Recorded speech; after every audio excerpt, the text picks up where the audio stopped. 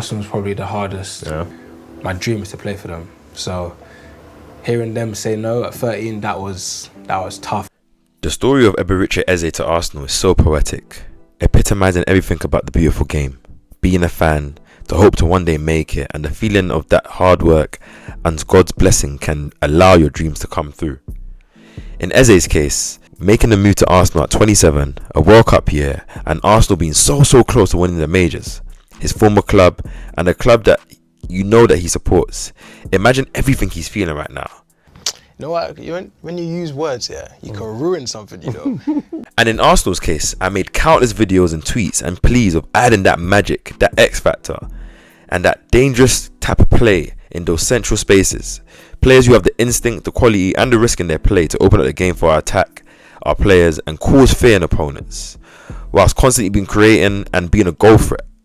Something to match and help our brutal defence with some deadly nature and attack. The signing of Eze is all of this to me. It's just so perfect and poetic. And in this video, I'm going to break down Eze, his strengths, how he will fit in Arsenal and elevate our play, and why this movie is just so perfect for Arsenal and Eze right now. If you're new and you're returning and you haven't already, hit the subscribe button. I'm on the road to 2,000 subs. Smash the like button. Keep smashing the like button. It really helps the video and my channel. At 27, the Greenwich-born Nigerian man is an elite talent, one of the most exciting and magical players in the Premier League, and at England's disposal too. Starting his career at Arsenal before being released at 13, then going to teams like Millwall, Fulham, and then eventually signing for QPR. Signing for Palace, where he cemented his legendary status in the club by winning their first trophy, and then their second not too long ago with the Community Shield win over Liverpool, and giving Palace 5 good years with excellent, entertaining, magical football and moments, and winning the love and the hearts of every fan in South East London. Eze Stats since signing for Palace in 2020, he's improved in each season. 4 goals and 6 assists in 38 games in 2021. He sustained an Achilles injury in 21-22 where he only played 17 games, starting 6. Obviously, he only had 1 goal and 1 assist in that season. In 22-23, he had 10 goals and 4 assists in 40 games. In 23-24, he had 11 goals and 4 assists in 31 games, and 15 goals and 11 assists in 43 games in this past season. By far his best season to date.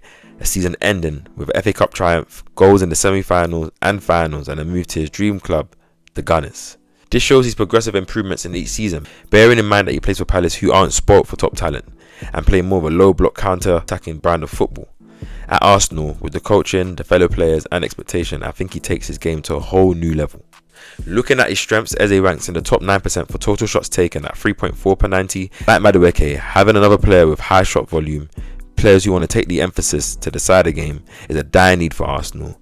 And now alongside Declan Rice, Arsenal have another and maybe possibly an even better free kick specialist at our disposal. He also ranks in the top 6% for dead ball passes at 6.32 per 90 and the top 4% for passes from free kicks at 2.49 per 90, furthering my point of him being a specialist from a shooting perspective. But I like Rice consistently finding his teammates from set pieces. For a team who's the best at set pieces is a big tick. Eze excels at creating his own shot, having that elite dribbling ability and carrying ability and quality ball striking as well. He can constantly find space to weave his way and get a shot on goal.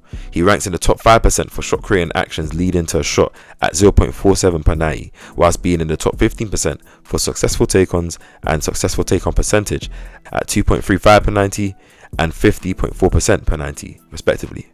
Coming into a Mikel Arteta team, he has to work hard off the ball, something that Palace do very well, and Eze ranking in the top 9% for his ball recoveries at 5.17 per 90, showing his willingness to win a duel. And with his passion for the club, I don't doubt his application of his off-the-ball duties. Eze is a magical player, a player I love, a player that Arsenal have been crying out for. And just the grace that he plays with, the oohs and ahs that you know he's going to give the Arsenal crowd, I just can't wait for it. And enable more fear in transition, being able to bring that gravitas to the left-hand side in a similar way that Bukayo Saka brings to the right-hand side. Now let's talk about Eze's fit at Arsenal.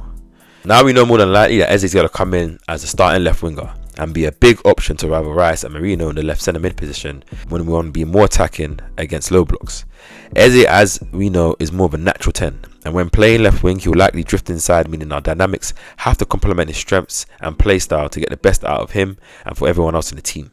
For first, the left back will have to provide more width, something I feel Kyle Fury does well with his chaotic style, and Miles not so much. The middle ground may be why Arsenal are interested in buying Sapie, because he provides more of that overlapping up and down threat that can allow Eze to go inside.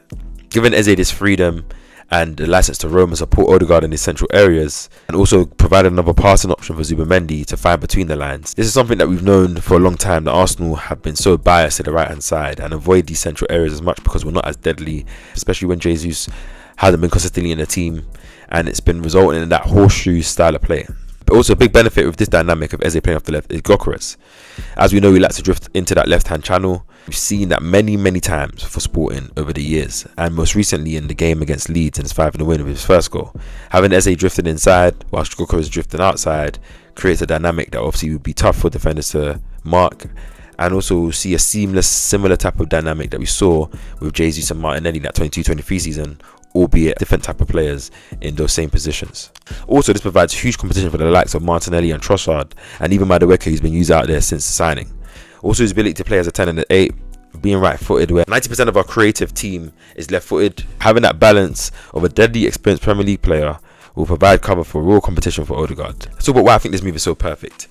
Just think about this. His mum keeping all of his shirts, moving from Palace, similar to how Ian Wright did. And Ian Wright is one of, if after Thierry Henry, is the biggest Arsenal legend to me personally. Obviously, being at the prime of his career, World Cup year, where I was argued that 10 position, he can easily claim that all that left wing position, it being open right now, coming to a team where he's going to be considered at playing in the Champions League in his first time as well, hoping and potentially helping Arsenal to win the Premier League or Champions League, one of the majors. We need him as much as he needs us, which is why it makes it so mad. We've lacked that magic, we've lacked that grace, that flair, especially since Jesus has been out the team. Now having this alongside Saka makes us really deadly, and I like having that England core, black players, those African players as well, something that I love as well. Some signings just make so much sense. The price, the cost, hijacking Spurs in the dying moments, and you can just see his reaction anytime you've watched any of the behind the scenes videos once he's signed. He's just smiling, he looks like he can't believe what's going on. And I feel like we've seen Eze playing near world class all these years. I think almost every person, both Arsenal fans and non-Arsenal fans, can respect and love Eze. But imagine playing for your dream boyhood club, something that you've prayed for years, manifested, something that you probably still won't be able to find surreal even after you've made your debut, in the prime of his career, in a World Cup season. Probably haven't even seen the best of Eze yet, and we're going to see an even better player. Scary times. To summarize, Eze is Arsenal through and through, and with his quality and his career arc, and certainly it looking like it's going to boom very soon, I'm hoping this happens in the 25-26 season. The price, the deal, the announcement, the great man that we're adding to our ranks, alongside some other great business that I believe we've done to compete and reach our goals this season. Imagine Eze, number 10 shirt, Champions League nights. I cannot wait.